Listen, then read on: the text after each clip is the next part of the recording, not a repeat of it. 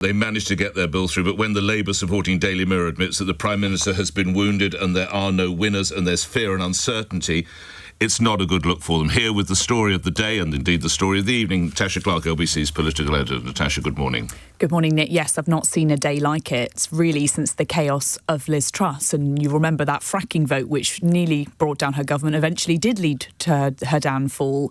Liz Kendall spent hours trying to persuade MPs yesterday to back this welfare bill, to no real avail. Ministers... So what was it they wanted to do, and where is it we've ended up, Natasha? So, personal independence payments, the government wanted to save £5 billion to try to reform the welfare system, to try and stop the number of people going onto this disability benefit in the first place. They were going to change the criteria of personal independence payments so that in future, fewer people would be able to get them. Now, the government already admitted one major concession last week where they said everybody who's still on it will no longer face the new changes. But last night, there was this concession just 90 minutes before it was due to take place. The Disability Minister, Sir Stephen Timms, said there would be another climb down. I can announce that we are going to remove the Clause 5 from the bill at committee, that we will move straight to the wider review, sometimes referred to as the Timms review,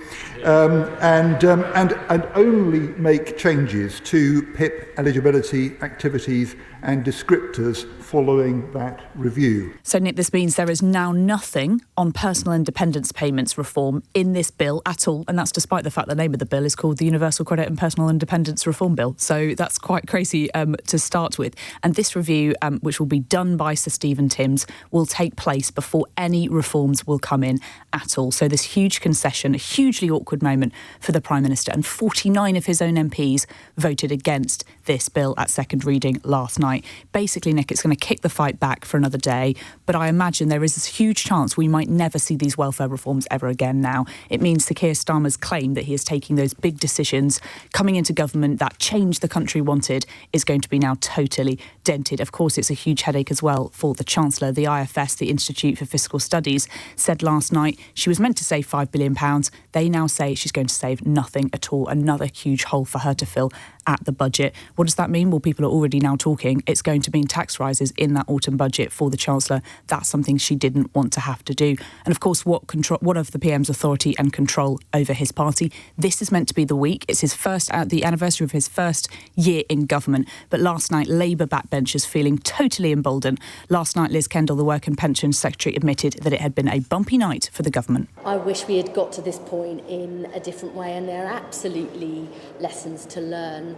But I think it's really important we've passed this bill for second reading. I think listening is actually a strength in politics, as indeed it is in life, and I'll continue to listen to colleagues. And despite the fact that the Prime Minister still has an absolutely huge majority, so many of his MPs, Nick, are so unhappy. The Labour MP Richard Burgon told us last night MPs had been left feeling like they've been messed around. What the government should have done is pull the bill.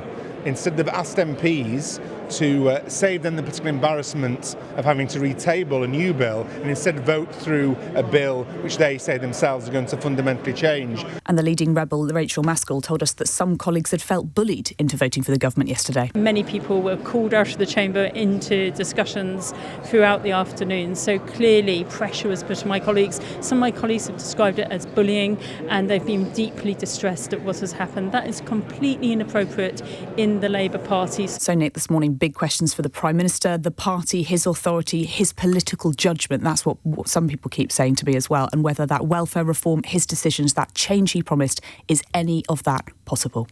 LBC's political editor Natasha Clark reporting. Now, Natasha mentioned some of the rebels. Let's bring into the conversation now Cat Eccles, who's Labour MP for Stourbridge, who voted against the welfare bill. And it seems to be pretty much universally across commentators and newspapers that the government is now left humiliated. Do you feel a degree of responsibility for that? Good morning. Morning, Nick.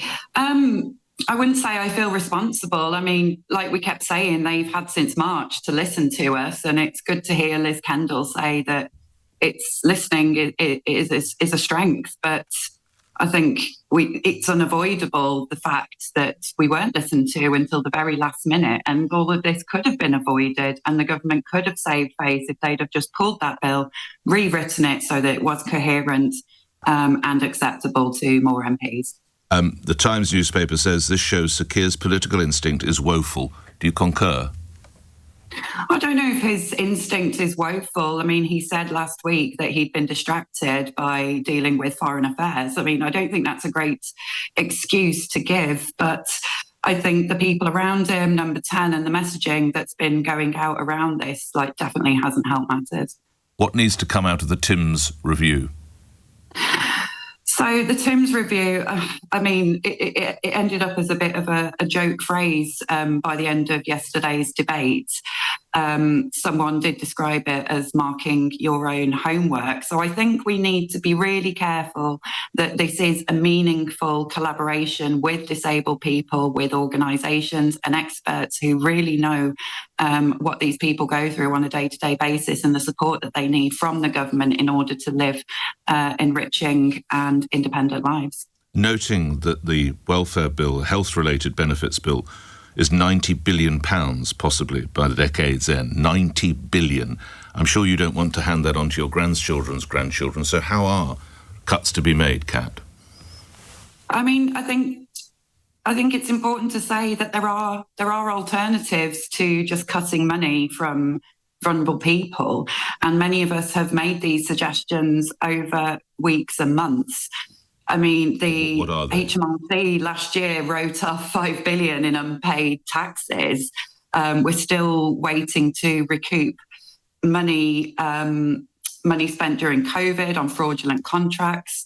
And the UK is still not meeting its UN obligation on global tax evasion. So I think there's lots of options that the government could look at, as well as something that keeps being tossed around, which is a possible wealth tax.